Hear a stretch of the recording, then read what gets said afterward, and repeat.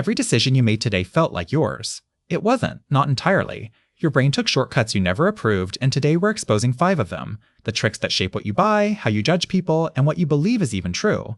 Once you see the wiring, you can't unsee it.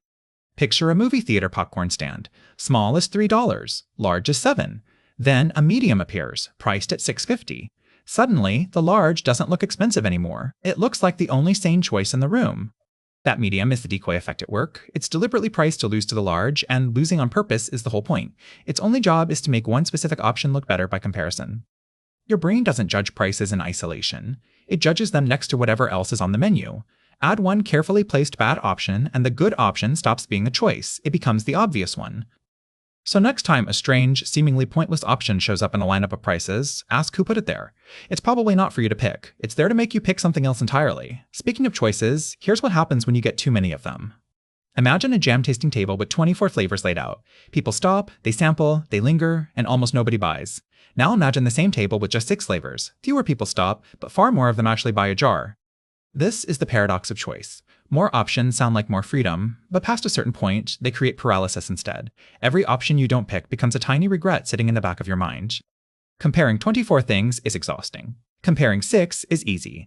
And the easier a decision feels, the more confident and satisfied you are once you've actually made it, whether or not you had the mathematically ideal amount of options.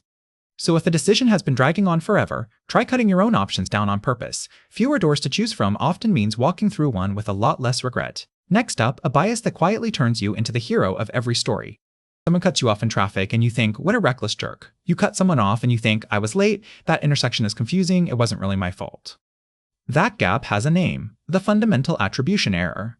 We explain other people's actions using their character, but we explain our own using our circumstances. Same action, 2 completely different stories depending on who's doing it. It happens because you can only see other people's actions, not their situation, their bad morning, their sick kid, their flat tire. But you always have full access to your own context, so you naturally reach for it first. So before you decide someone's a bad person for one visible moment, remember you're only seeing the outside. Give them the same situational excuse you'd instantly hand yourself.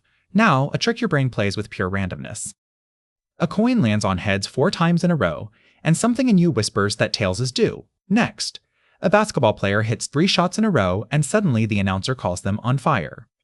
That feeling is the clustering illusion, your brain spotting a pattern in data that is, statistically, just noise. Random sequences naturally clump sometimes. A streak isn't a signal, it's just what randomness looks like up close.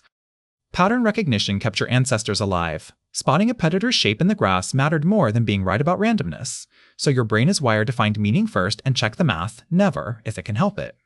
So before you trust a hot streak, in sports, in stocks, in a slot machine, ask whether you're looking at a real pattern or just a normal-looking cluster inside plain noise. Last one, and it might be the sneakiest of all.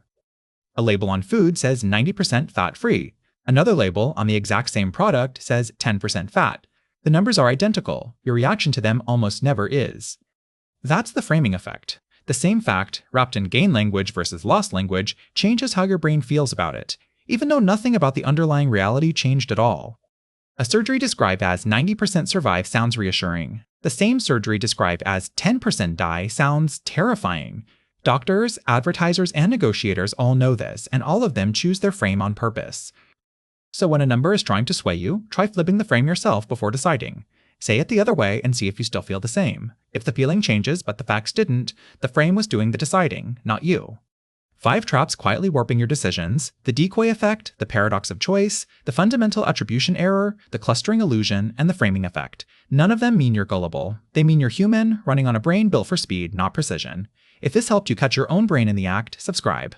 A new psychology breakdown lands here every day.